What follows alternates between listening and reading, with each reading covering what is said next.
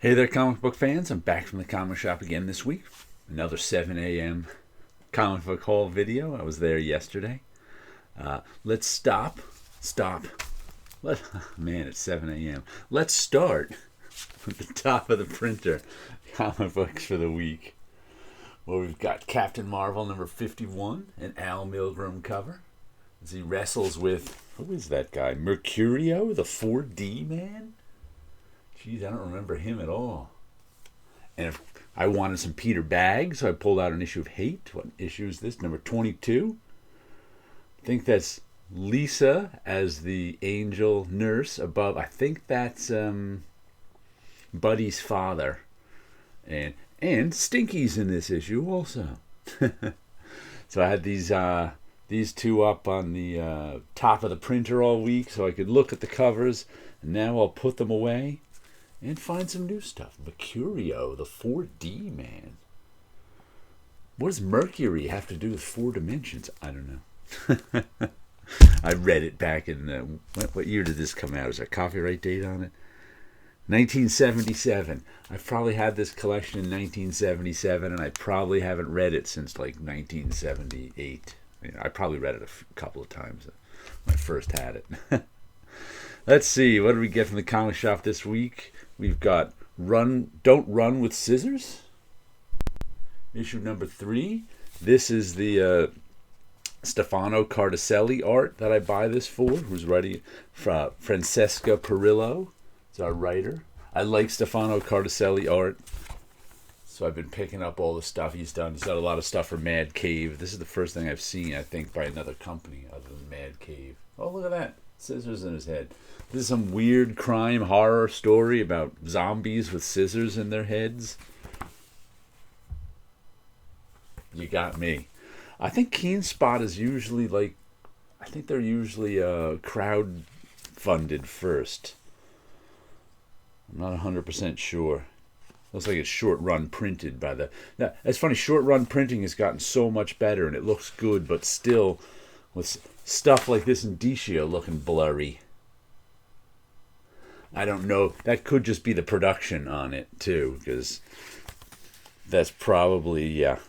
I would guess that's the production, because it looks blurry because they've got 4 color black in the Indicia, and they should have 1 color black.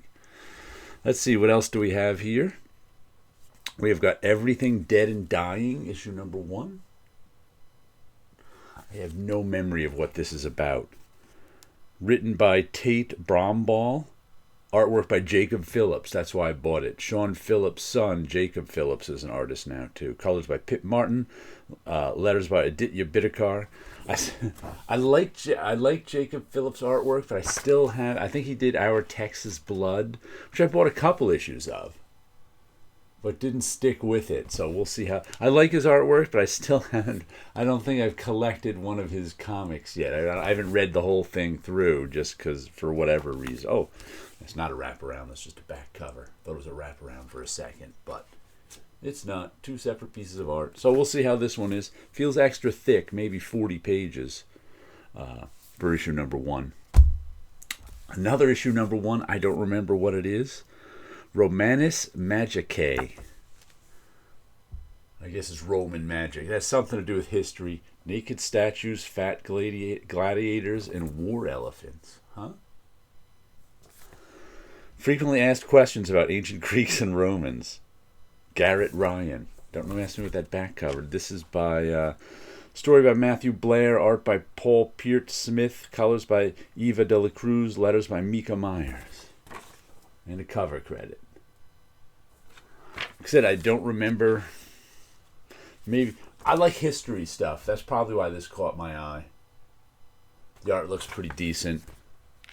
Like I said, I like history stuff.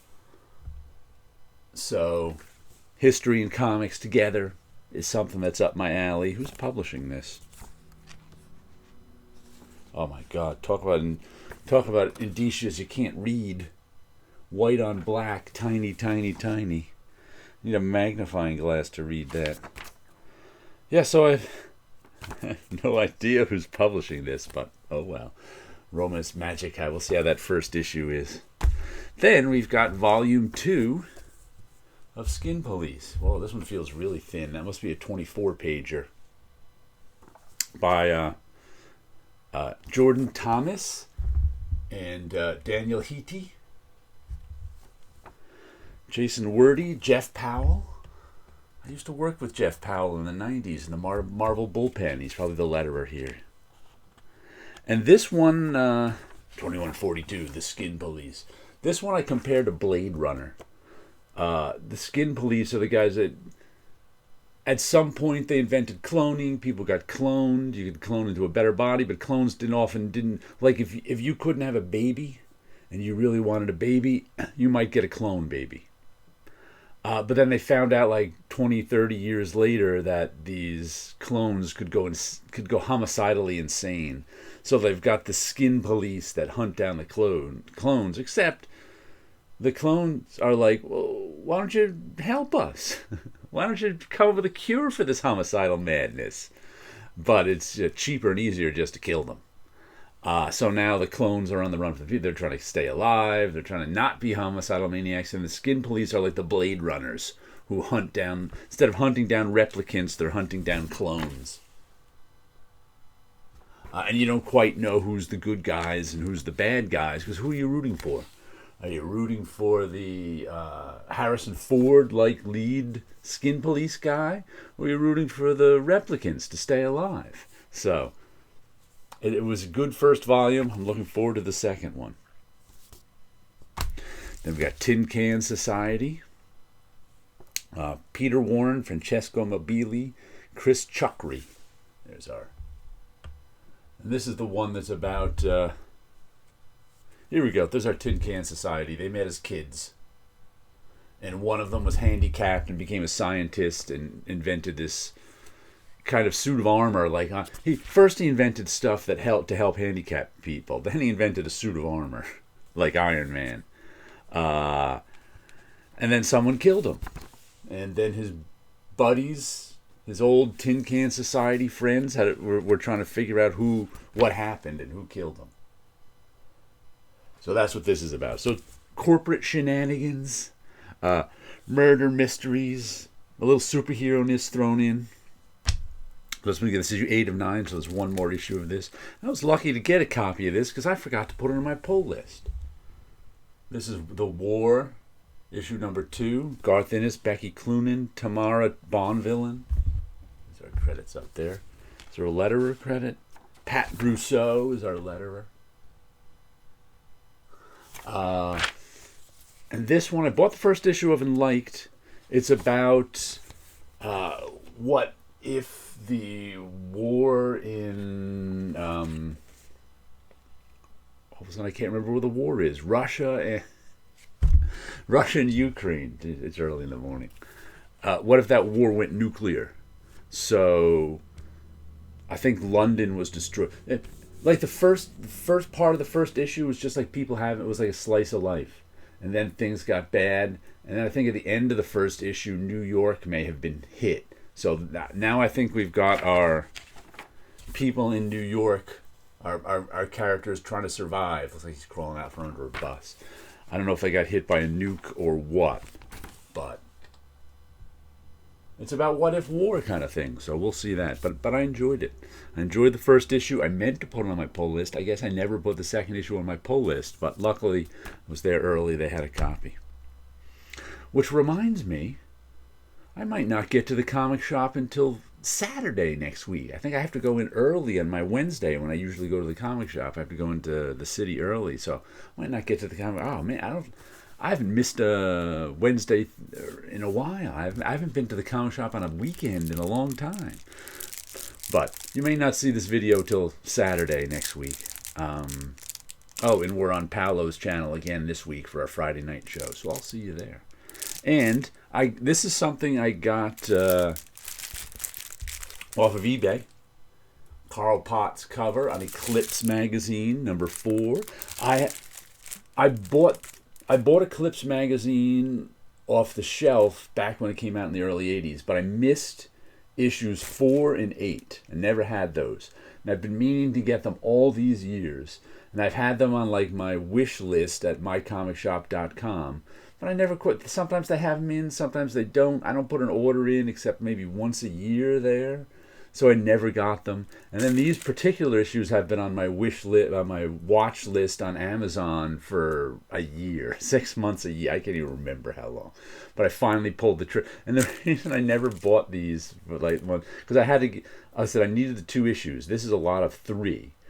But it was one of those where I think the actual price on them for all 3 issues was like $8, but the shipping was $16. And it just annoyed me. And the shipping is twice the cost of them. Clearly, the guy wanted to make some money on the shipping and not the comics. If the price was $16 and the shipping was $8, I probably would have bought them 6 months ago. It just annoyed me that it wasn't.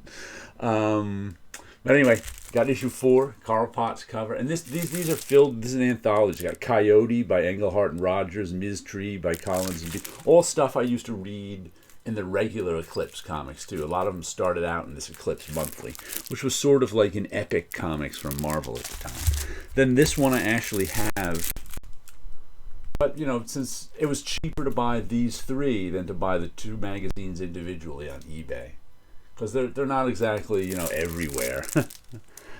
Inside Stories by Kaluta, Rogers, Colin, and more. So good stuff. I want to reread these too. And this is the last issue, the Living End by Englehart and Rogers, featuring the conclusion to I Am Coyote. Also, The Masked Man by B.C. Boyer. I bought that one as a comic. Dope by Trina Robbins, and Ragamuffins by McGregor and Gene Colan. Now I want to go back and reread all these, which I haven't read since the 80s. And it makes me, like when rereading like an anthology magazine, do I read it issue by issue? Or do I read all of I Am Coyote and then go back and read all of, Dope by Trina Robbins, go back and read all of Ms. Tree? It's like, which way do I read them?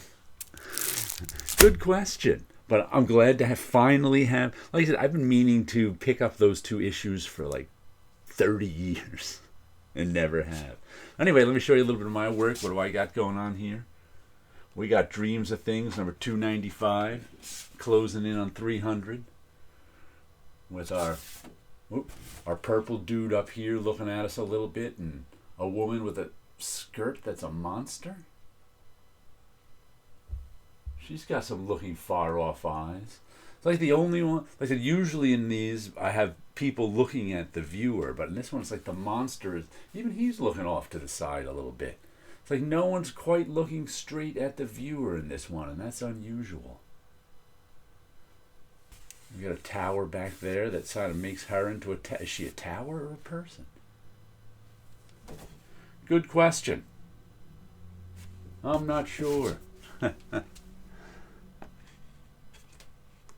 The curve of the paper makes it want to fall off. All right, so there you go. Some comic books, some artwork. You guys have a good week out there. We'll see you on our Friday night show over on Paolo's channel.